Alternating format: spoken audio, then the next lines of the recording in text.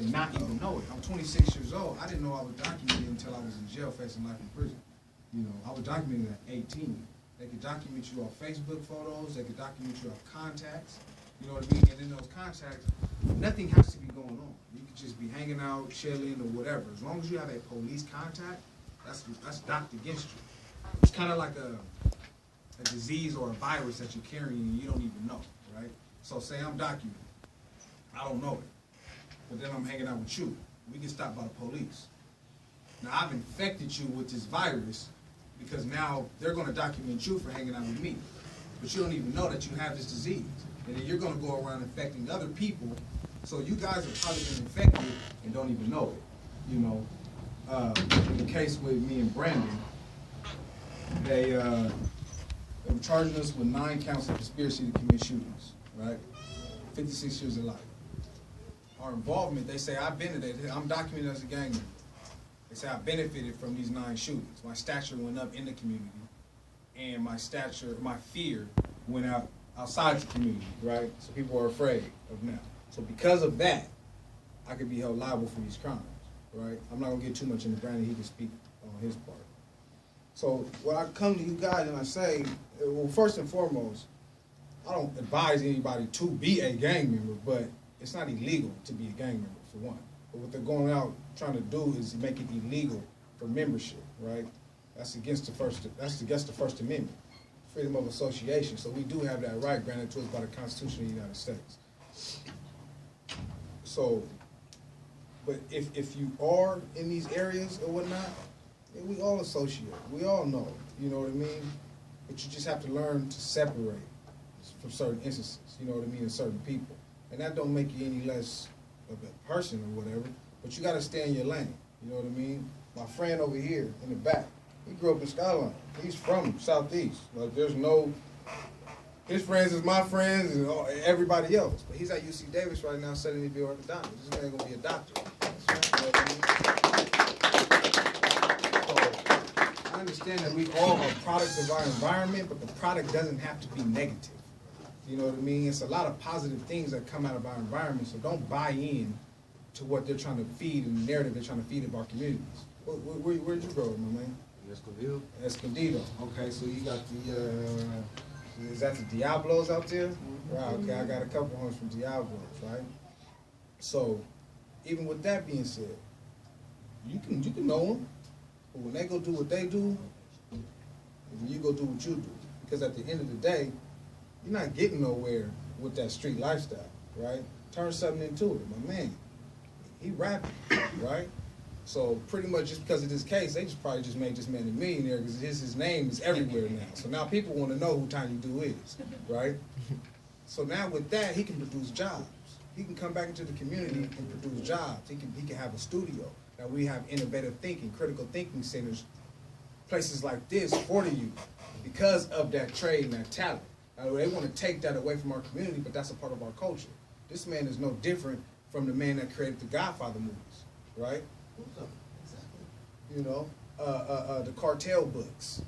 You know what I mean? And anything else out there, you just paint a picture either from what you're seeing or what you've seen or experienced. You know what I mean? But they're trying to demonize our culture, black and brown culture. They want to demonize it and have us thinking that it's something negative when it's something beautiful. You know, and again, it creates opportunities for other people. You know what I mean? So I appreciate you guys for showing up here and being involved in this school because it shows and tells me that you guys want something better for yourself. Because gangbanging ain't gonna do it. I'll tell you that much right now. Sure, you know what I mean? I done been to more funerals than I've been to graduations and weddings put together. You know what I mean? Like let's get that number up. Let's get these diplomas up. You know what I mean? Let's get these college degrees up. And when I think of that, I think every black and brown person should have a college degree. I think it's a spit in the face. That's the only reason why I'm going back to school, you know what I mean, to get mine. It was people who died. It was people who was getting the water hose and the dogs to walk on these college campuses or just to walk on these high school campuses, and not necessarily so they could graduate, but so the people that down the road could have these. So now we're blessed with these liberties to go out and do that. You know what I mean? So now that we do, you have to take advantage of it. So now you can change the whole dynamics of your whole bloodline.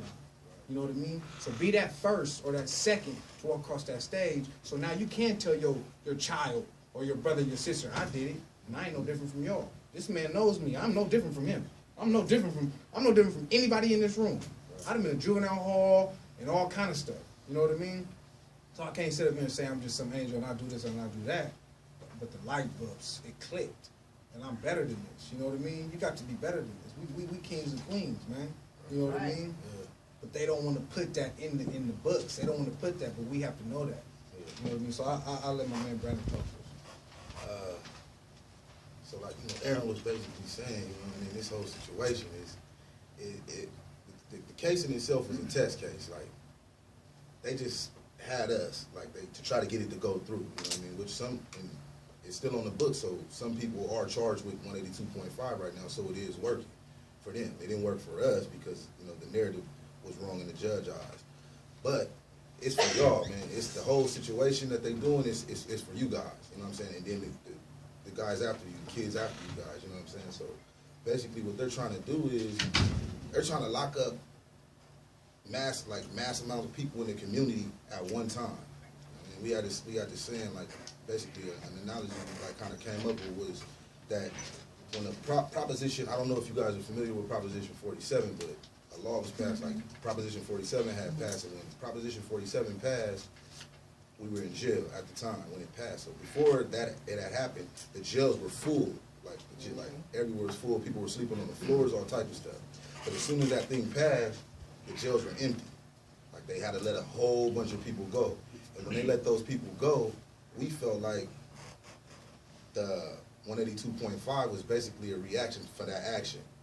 You know what I'm saying? So we felt like, okay, well, they just let all these people go. What are they going to do to continue to for their operation? You know what I'm saying? So we felt like they brought the 182.5 in based off of that to try to, you know what I mean? Because they can grab up, say, how many? 543. Whoever's documented, basically. If you're a documented gang member, they can come snatch you up at any point in time and connect you to crimes that you have nothing to do with whatsoever. You could have been on this case. Yeah, they could have asked you.